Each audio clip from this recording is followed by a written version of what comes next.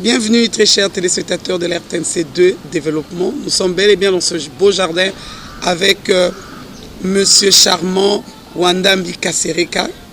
Ensemble, nous allons parler de la paix et l'emploi. Est-ce qu'il y a-t-il de liens? Il va nous l'expliquer parce que lui, il est expert et il travaille dans Pôle Institut. Bonjour. Bonjour madame, bonjour à tous les téléspectateurs. Vous allez bien? Oui, je vais bien. Pôle Institut, je pense les téléspectateurs doivent comprendre pourquoi Pôle.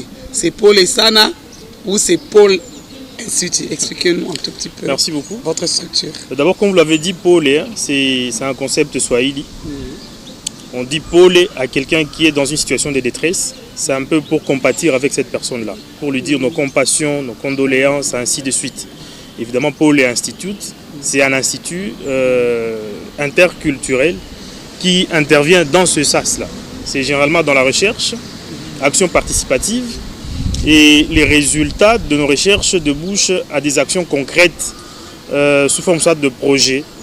Et nos projets interviennent, c'est généralement dans le cadre soit de dialogue démocratique, nous sommes dans la médiation, nous sommes dans la capacitation, nous sommes dans l'information, parce que nous avons aussi des radios, et enfin nous sommes dans les actions de plaidoyer. Donc voilà un peu les différentes interventions que nous prenons au sein de Pôle Institut pour ainsi contribuer à la consolidation de la paix en RDC. Et évidemment, il faut rappeler que c'est une organisation de droit congolais qui est basée, ou bien dont le siège est à Goma, dans le Nord Kivu. Et nous avons plusieurs bureaux, notamment ici à Kinshasa. Nous avons un bureau depuis le mois de novembre de l'année passée. Nous avons un bureau à Goma, notre siège depuis 1996. Nous avons aussi un autre bureau dans le Haut-Katanga, à Lubumbashi. Nous en avons un autre à Kolwezi. Nous en avons aussi un dans le Sud Kivu, également dans l'Ituri. Et nous sommes toujours en train de nous épanouir suivant ce que le besoin nous impose à faire. Voilà, si je vous ai invité, c'est pour faire le lien. En introduction, j'ai déjà dit la paix et l'emploi. Est-ce que les déplacés, là je prends le cas de l'Est, les déplacés, il y a des jeunes, il y a des mamans, il y a des papas et des enfants. Je prends juste les jeunes, 16 à 35 ans. Ce sont des jeunes. Comment apprendre à cette tranche des populations autochtones qui accueillent les déplacés, qui veulent quand même bien vivre dans ce coin-là où ils se sont déplacés, malgré que ce sont tous des Congolais? D'abord, c'est qu'il faut dire, tout doit commencer par l'accueil de ces tranches d'âge dans les communautés d'accueil. Et généralement, dans des zones, surtout de l'Est du pays, qui sont généralement caractérisées par des affres de la guerre, il y a ces phénomènes qui est très récurrent. Il y a vraiment beaucoup de déplacés presque partout. Et il y a une grande problématique autour de cela. C'est qu'il y a tantôt le problème des refus. Vous vous rendrez compte qu'il y a un groupe de déplacés qui arrive dans une entité et qui est refusé par la communauté d'accueil. Et la question à se poser, c'est de savoir pourquoi est-ce que souvent certaines communautés d'accueil peuvent arriver à refuser d'accueillir les déplacés. Et nous, dans notre diagnostic, nous sommes rendus compte que tout est lié généralement à l'information. Parce que lorsque les déplacés viennent, il y a beaucoup d'intox qui circulent autour de cela, que voilà, ceux-là qui viennent de telle part sont de telles communautés, or ce sont des communautés qui nous sont hostiles, attention, ne les accueillez pas, ainsi de suite. Alors, pour briser ces mythes-là, généralement, il faut travailler sur la communication, sur l'information.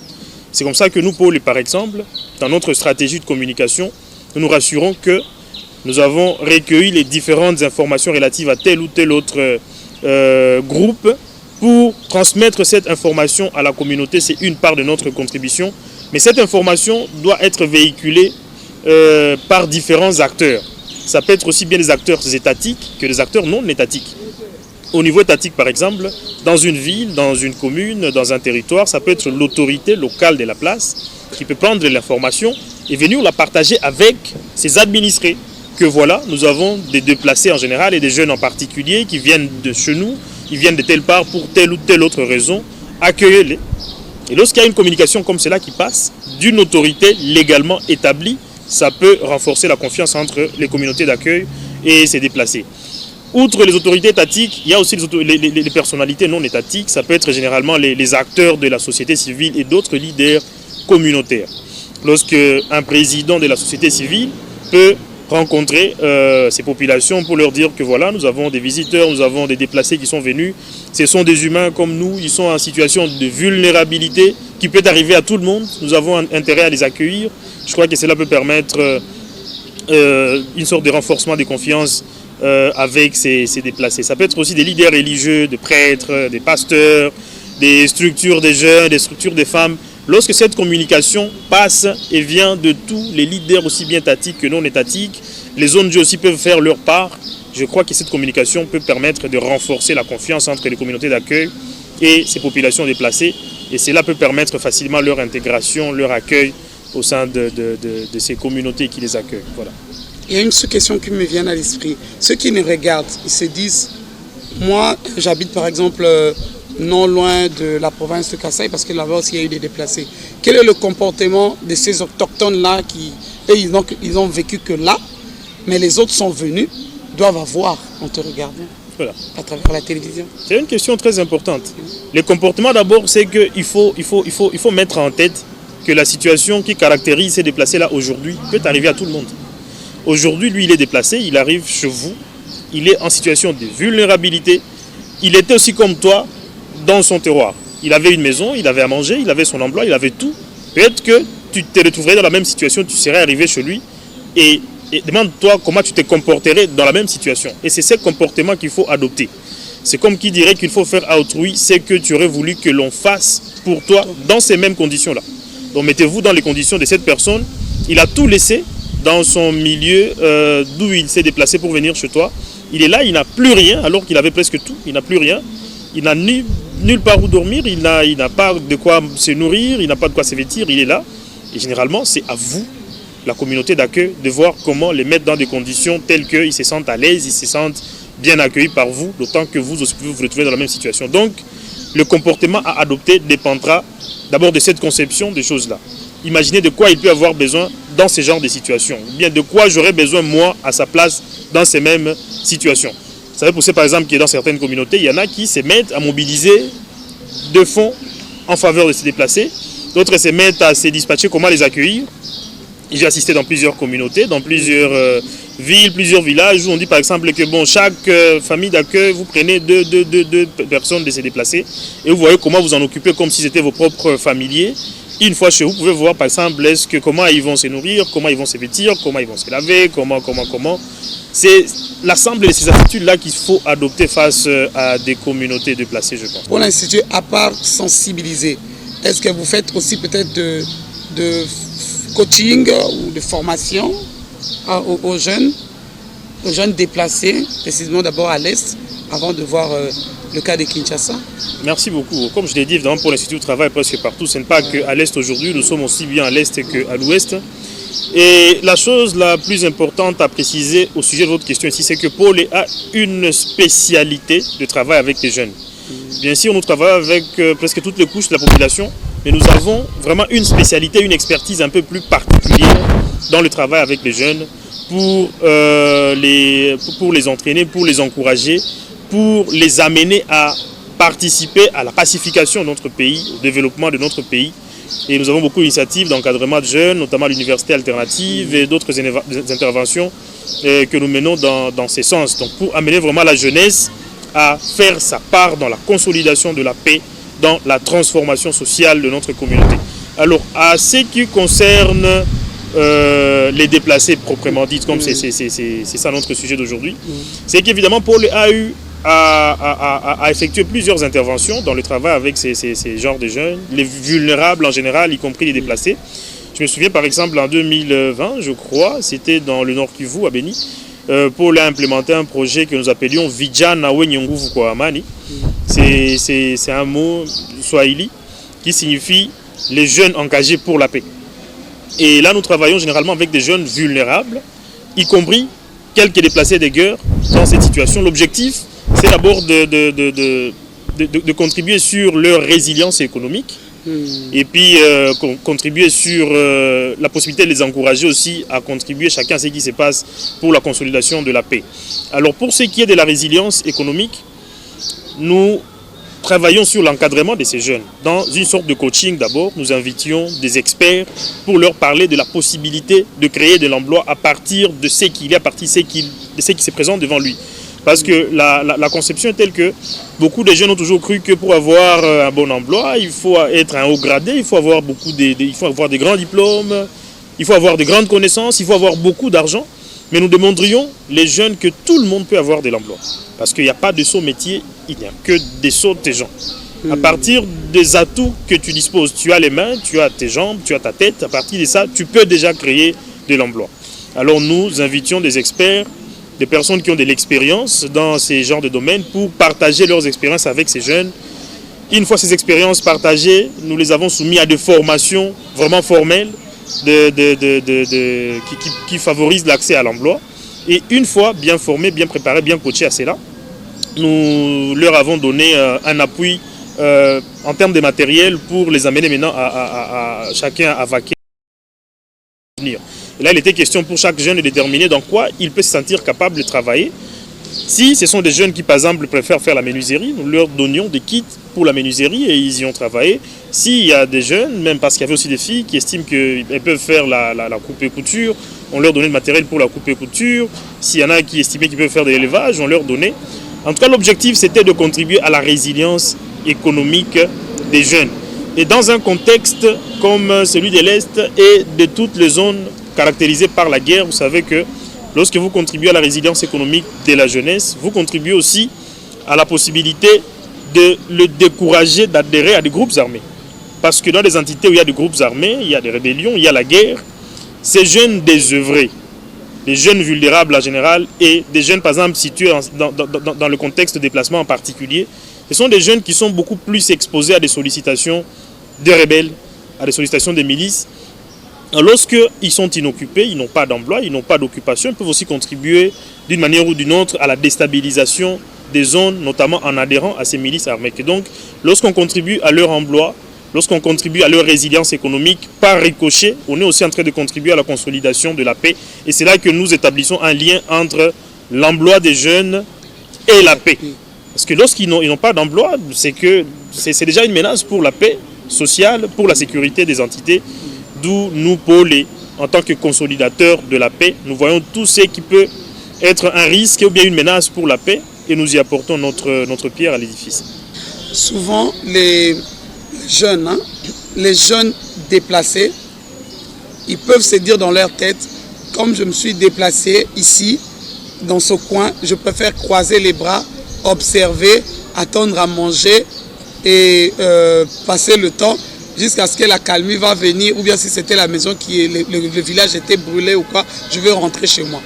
Quel est le conseil qu'on peut donner à ces jeunes-là? Parce qu'il y en a aussi qui pensent ainsi. Évidemment, ce sont des conseils que nous donnons généralement à des jeunes dans nos différentes interventions, desquelles cette tranche de population bénéficie, évidemment. Nous leur disons que dans une situation pareille, une fois accueillis, vous avez aussi intérêt à vous débrouiller, en faire en sorte que vous assuriez votre autonomie, votre indépendance vis-à-vis de la famille d'accueil. C'est comme ça que quand vous avez eu, parce que c'est aussi une grâce d'être accueilli par ces différentes communautés d'accueil, efforcez-vous, jeunes, aussi de poser de gestes et faire quelque chose qui peut assurer votre autonomie. C'est comme ça que, par exemple, nous encourageons les jeunes de toquer par-ci, par-là, démontrer chez différents décideurs, chez différents employés que nous sommes là, nous sommes dans cette situation, nous cherchons de l'emploi, vous voyez comment nous aider, essayez un peu d'entreprendre et surtout ne visez pas directement très haut. Ne visez pas forcément à devenir, c'est pas DG d'entreprise, ainsi de suite. On a toujours dit, et je ne cesserai pas de les rappeler, qu'il n'y a pas de saut métier, il n'y a que de saut de gens. Commencez par des choses qui sont facilement accessibles. Nous avons des métiers du genre taxi, tout le monde peut y accéder. Des métiers du genre de nettoyage, c'est pas ce que j'ai vu dans beaucoup de zones où des jeunes déplacés viennent. Moi personnellement j'en ai eu quelques 2 ou 3 qui me trouvent qu'en tout cas nous sommes dans telle situation de vulnérabilité, nous cherchons ne serait-ce que de quoi manger et pour ça nous sommes prêts à vous offrir n'importe quel service relevant de nos possibilités pour que nous bénéficions de cela. Et eux-mêmes vous proposent que je peux soit lessiver, je peux nettoyer votre maison, je peux laver vos enfants, je sais aussi conduire, tu peux vendre tes atouts, je sais conduire une moto, il y a un véhicule, ainsi de suite. Donnez-moi du travail, de façon que je peux gagner quelque chose qui peut me permettre d'assurer mon autonomie. Donc, nous encourageons les jeunes d'approcher les employés, de vendre leurs atouts et surtout d'être disposés à travailler.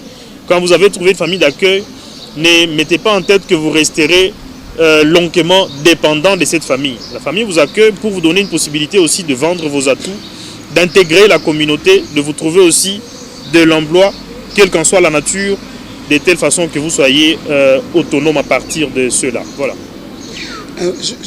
Je profite directement de parler de 31 juillet, c'est la journée internationale de la femme africaine.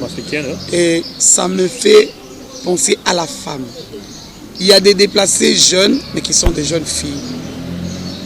Est-ce que Paul a eu à penser les encadrer pour éviter les, comment on appelle ça, les accouchements multiples qui peuvent encore augmenter leur souffrance pendant cette période de déplacement? Évidemment, au sein de Paul Institute, nous avons toute une direction de genre. Et cette direction de genre travaille sur la participation des femmes et des jeunes filles à toutes les interventions de Paul Institute. Ça fait par exemple que pour toutes nos interventions en général, nous veillons à ce que la femme y soit représentée au moins en 50%. Toutes les interventions. Ça fait que tout ce dont j'ai eu à parler là, toutes les interventions que nous avons eues avec des jeunes vulnérables en général, y compris les déplacés en particulier, en tout cas nous veillons à ce que les femmes y participent. Et lorsque les femmes y participent, nous procédons généralement à l'identification participative à travers les focus group, des entretiens semi-structurés, à l'identification des besoins spécifiques, notamment de chaque couche. Pour ce qui est des femmes, les jeunes filles peuvent identifier leurs besoins, notamment en renforcement de capacité, en formation, en appui, c'est pas d'ordre matériel, technique ou logistique. Et Paul, à la limite de ses moyens, de son pouvoir, peut intervenir pour répondre à ces besoins spécifiques des femmes. C'est comme ça, par exemple, que dans le projet Vijana Onyongu Kwamani dont je vous parle, il y avait des jeunes filles qui ont évidemment parlé de leurs besoins. De leurs besoins, de leurs difficultés, de la vulnérabilité dont ou bien auxquels ils font face. Et nos interventions essaient un peu de s'adapter à ces besoins spécifiques. Ça fait que beaucoup de jeunes filles, au travers de ces interventions de Paul, se sont trouvées vraiment réconfortées et nombreuses. Aujourd'hui, ils sont autonomes depuis 2020. Vous les rencontrez aujourd'hui et vous dites voici ce que j'ai monté grâce à vos interventions et je suis pratiquement autonome. J'ai même plus besoin de retourner dans ma communauté de départ. Je me sens déjà bien à l'aise ici. Je suis déjà aussi à mon niveau. Je peux aussi employer d'autres jeunes qui viennent. Donc, grâce à ces interventions, en tout cas, je deviens autonome comme cela et c'est comme ça que nous nous rassurons que tout le monde, chacun dans sa spécificité, trouve sa place dans les interventions que nous menons en faveur de ces vulnérables en général et des déplacés en particulier. L'autorité est là. Il peut y arriver qu'un jeune homme ou une jeune fille qui se débrouille, il est dans des camps de déplacés, mais il s'est dit, je vais aller vendre à tel marché qui est proche de notre camp de déplacés. Maintenant, il est un peu menacé, ils se sont menacés face aux autochtones. Quel est le comportement que ces jeunes peuvent avoir et comment faire pour résoudre ce problème? Est-ce qu'ils doivent aller à la police, voir l'autorité, ou bien ils doivent se laisser faire et rentrer seulement, rester mains croisées? Pour moi, j'ai toujours cru qu'il vaut mieux prévenir que guérir. Généralement, les menaces de ce genre ont toujours des raisons. Et c'est un conseil aussi que je peux donner aux déplacés qui se retrouvent dans ce genre de situation. Lorsque vous êtes dans une communauté d'accueil quelconque, la première des choses à faire, vous, déplacés, c'est de vous renseigner sur la culture de cette communauté-là. Vous renseigner sur leur capacité d'accueil, leur mode de vie, leur façon de vivre. Qu'est-ce qu'ils aiment, qu'est-ce qu'ils n'aiment pas. Dans une circonstance pareille, je veux aller par exemple dans tel marché, renseignez-vous. Ici, quand on va au marché, comment ça se passe? Est-ce que je ne risque pas de rencontrer telle ou telle autre situation? Quand vous avez tous ces renseignements, ça peut permettre d'abord pour votre self-defense, votre défense, votre protection personnelle, que vous ayez déjà des prérequis avant de penser comment guérir les éventuels risques qui peuvent vous arriver. Donc, je pense d'abord la première des choses, c'est cela, à titre préventif, d'abord prendre tous les renseignements et adaptez-vous au mode de vie de ces communautés d'accueil. Alors revenons à votre question, lorsque ce genre de situation arrive, vous êtes menacé. En tout cas, je crois qu'il ne faut pas être offensif. Nous avons toujours prôné le respect de la loi, le respect de l'autorité établie. Tout est prévu dans nos textes légaux et réglementaires. Le Congo, c'est un état de droit. Face à une pareille situation, vous êtes menacé, vous êtes attaqué, mais il y a de l'autorité établie. Les marchés ont leurs gestionnaires. Nous avons des polices partout. Rencontrez quelqu'un qui peut directement vous aider. Si vous êtes éloigné de la police, trouvez sur place quelqu'un qui au moins peut vous assister, mais ne soyez pas offensif dans une communauté d'accueil comme celle-là.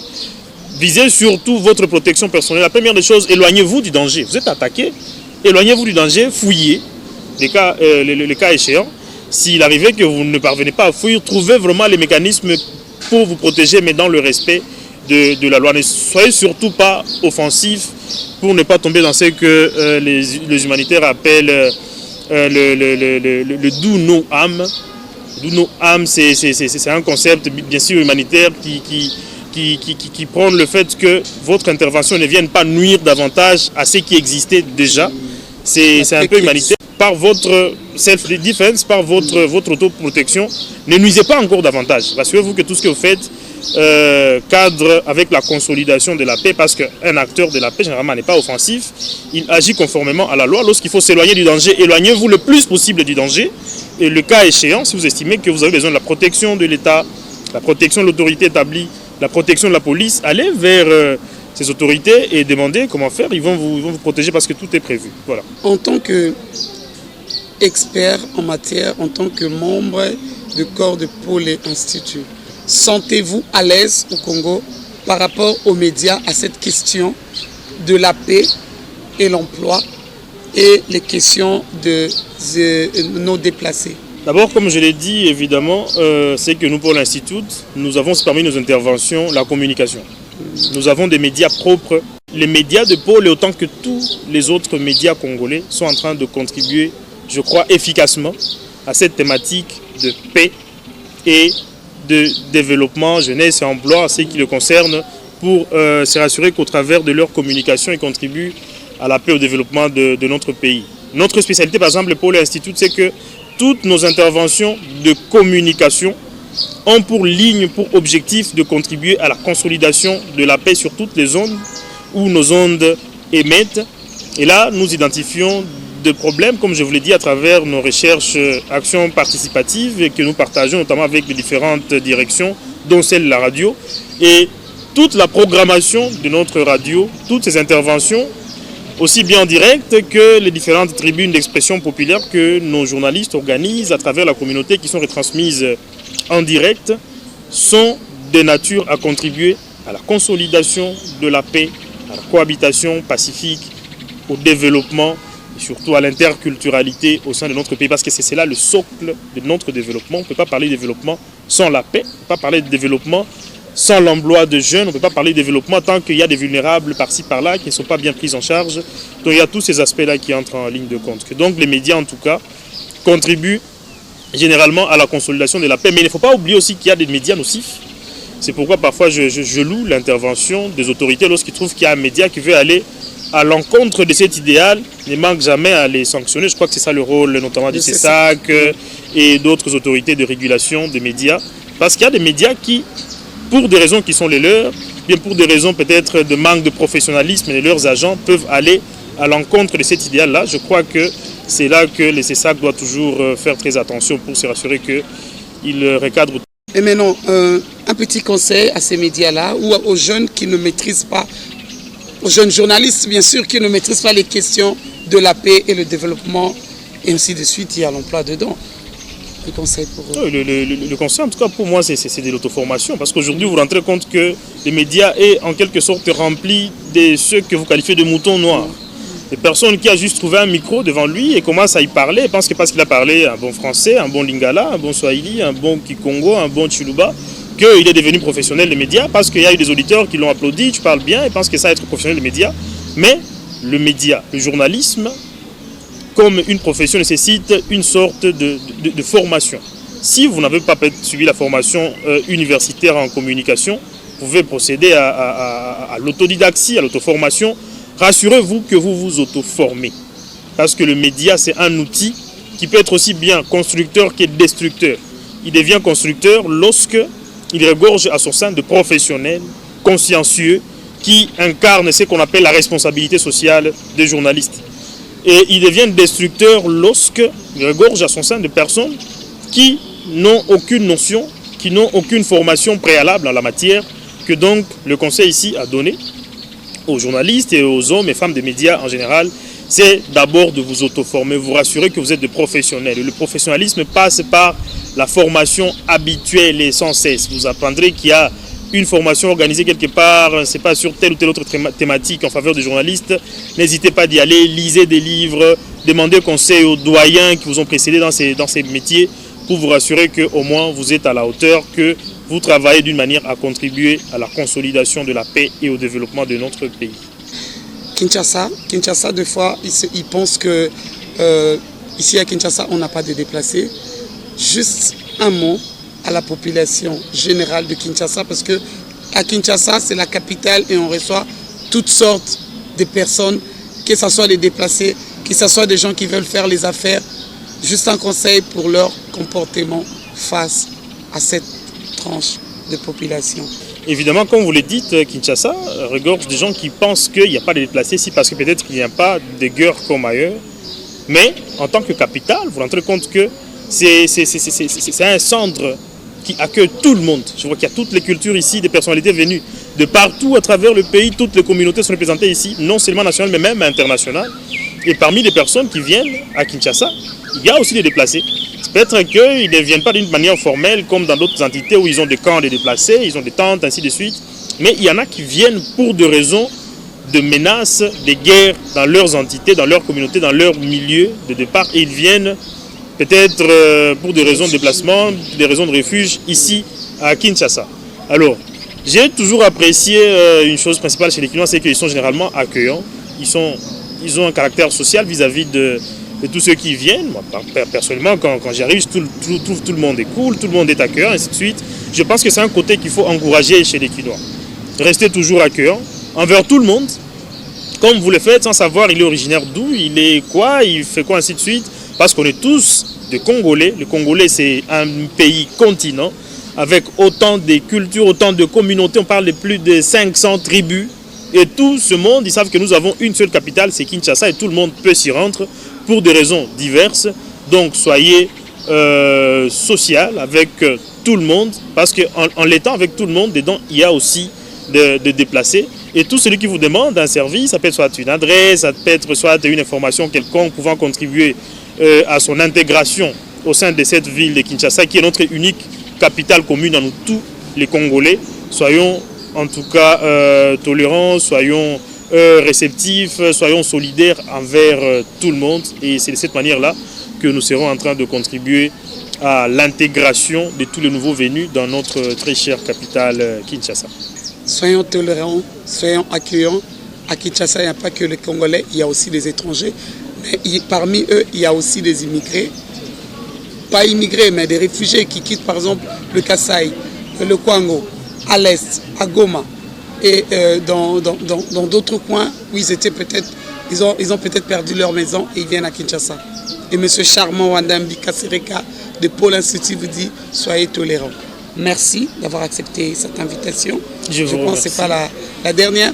Merci à nos nombreux téléspectateurs qui nous ont suivis à travers cette émission Jeunesse et Emploi à la RTNC2 Développement. Merci à Caleb, à mon réalisateur, pourquoi pas Jacques Vango. En tout cas, restez scotchés, branchés à la chaîne de développement RTNC2.